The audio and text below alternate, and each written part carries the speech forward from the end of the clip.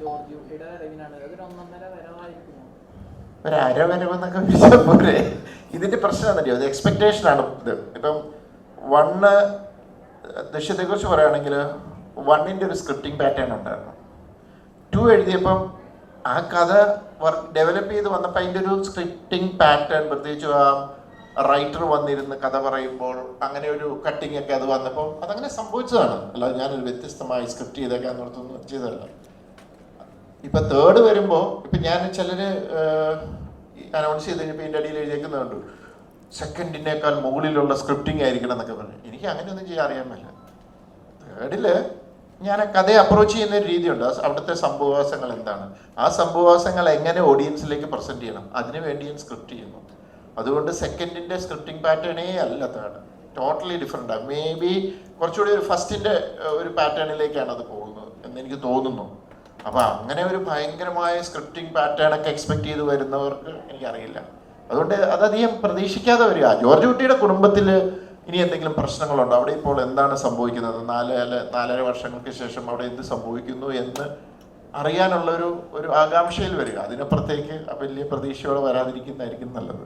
ഈ ദൃശ്യത്തിന്റെ റിലീസുമായി ബന്ധപ്പെട്ടിട്ട് മലയാളം മാത്രമല്ല തെലുങ്കും ഹിന്ദിയും ഒക്കെ അതുമായിട്ട് ബന്ധപ്പെട്ട് എടുക്കുക. അപ്പോൾ പല തിയറീസ് ഒക്കെ അന്ന് സോഷ്യൽ മീഡിയയിൽ വന്നിരുന്നു. ഹിന്ദിയാണ് ആദ്യം റിലീസ് ചെയ്യുക, അത് കഴിഞ്ഞിട്ടായിരിക്കും മലയാളം. ഇതിൻ്റെ ഇടയിൽ തെലുങ്ക് സൈമൾട്ടേനിയസ്ലി ഷൂട്ട് ചെയ്യും. അങ്ങനെ പല പല തിയറീസ് ഉണ്ട്. അത് ശരിക്കും എന്താ, മലയാളം തന്നെയാണോ ആദ്യം ഇറങ്ങുന്നത്?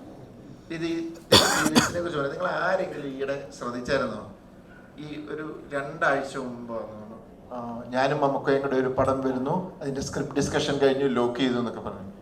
ഞാനങ്ങനെ ഒരു സംഭവം അറിഞ്ഞില്ല, അങ്ങനെ ഒരു സംഭവം ഉണ്ടായില്ല എന്ന് പറഞ്ഞ പോലെയാണ്. അത് ഓൺലൈൻ ന്യൂസിൽ വന്ന ഒരു ഇതാണ്. അവർ ഞങ്ങളെ കോണ്ടാക്ട് ചെയ്തു, എന്താണ് 3ണ്ടിന്റെ വല്ല നീക്കങ്ങളുണ്ടോ, അപ്പോൾ പറഞ്ഞു ഇങ്ങനെ നോക്കുവാണ് ഇതാണ് എന്ന് പറഞ്ഞു. അപ്പോൾ അവർ പറഞ്ഞു അവർക്കും ഇങ്ങനെ ഒത്തിരി പേര് ഇത് അയക്കുന്നുണ്ട്, പുറത്തുനിന്ന് വല്ലതും നോക്കുന്നുണ്ടോ. ഞാൻ പറഞ്ഞില്ല, പുറത്തുനിന്ന് നോക്കുന്നില്ല. ഞാൻ പറഞ്ഞു എനിക്കും അയക്കുന്നുണ്ട്. അങ്ങനെ ഇരിക്കുന്ന സമയത്ത് ആ ഒരു ക്രാക്ക് ചെയ്യാൻ പറ്റുന്ന അങ്ങനെ ഒരു ഐഡിയ കിട്ടി. ഞാനത് ഡെവലപ്പ് ചെയ്തപ്പോൾ അവരുമായിട്ട് ഷെയർ ചെയ്തു. അപ്പോൾ അവരൊരു താല്പര്യം പറഞ്ഞു, ഒന്നിച്ചൊന്ന് റിലീസ് ചെയ്താൽ കൊള്ളാമെന്നുണ്ട്. കാരണം അവരുടെ ഇതിൻ്റെ ഇപ്പോഴത്തെ പ്രത്യേകിച്ച് മലയാള സിനിമ ഇറങ്ങിയാൽ പാൻ ഇന്ത്യൻ ആയിട്ട് ആൾക്കാരിന്ന് കാണും. അതിപ്പോൾ ജസ്റ്റ് സബ് ടൈറ്റിലാണെങ്കിലും ആൾക്കാർ കാണും. അപ്പം ഇവരുടെ റവന്യൂ ബാധിക്കുന്നു, അങ്ങനെയാണ് ഇങ്ങനെയാണെന്നൊക്കെ പറഞ്ഞ് ഒരു ഡിസ്കഷൻ നടന്നു. അതിൻ്റെ ഡിസ്കഷൻ ഇപ്പോഴും നടക്കുന്നുണ്ട്. ഇപ്പോൾ ഞാൻ ആ സ്ക്രിപ്റ്റ് എഴുതി, അത് അവരിവിടെ വന്നു, അത് ഇംഗ്ലീഷ് വേർഷൻ വായിച്ചു, ചില ഡിസ്കഷൻസ് ഉണ്ടായി. ഓഫ് കോഴ്സ് അവർക്ക് കൾച്ചറലി കുറച്ച് ചേഞ്ചസ് ഒക്കെ ചെയ്യണം. അപ്പോൾ അവരതിൻ്റെ പ്രോസസ്സിലാണ്. ഇതാണ് അതിൻ്റെ നിജസ്ഥിതി. അല്ല, അതേപോലെ അതിന്റെ ഡിസ്കഷൻസ് നടക്കുന്നേ ഉള്ളൂ. ഇപ്പം ഞങ്ങളിപ്പോൾ വലിയ താമസമില്ലാതെ ഷൂട്ട് തുടങ്ങും, അവരും ഷൂട്ട് തുടങ്ങുമെന്ന് എനിക്ക് തോന്നുന്നത്.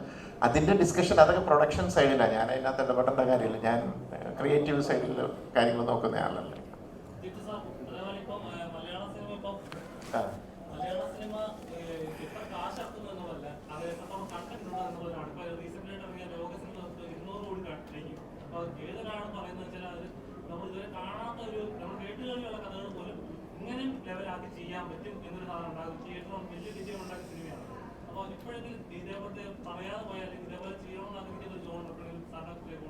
അല്ല, ഡിഫറെൻറ്റ് ജോണേഴ്സ് ട്രൈ ചെയ്യണമെന്ന് എനിക്ക് അതിയായ ആഗ്രഹമുണ്ട്.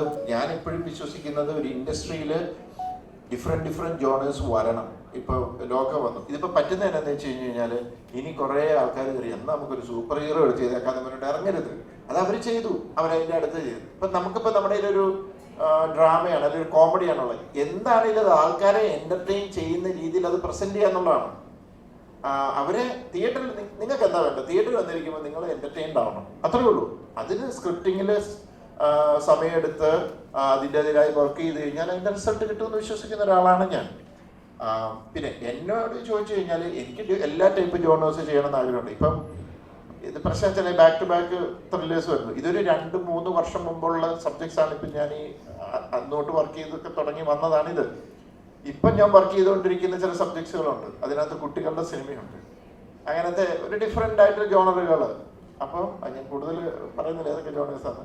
അപ്പോൾ അത് ചിലപ്പോൾ സംഭവിക്കുന്നത് ചിലപ്പോൾ 2 വർഷം കഴിഞ്ഞായിരിക്കും. അപ്പം അതാണ് എനിക്ക് ഡെഫിനറ്റ്ലി മാറി ചെയ്യണമെന്നുണ്ട്.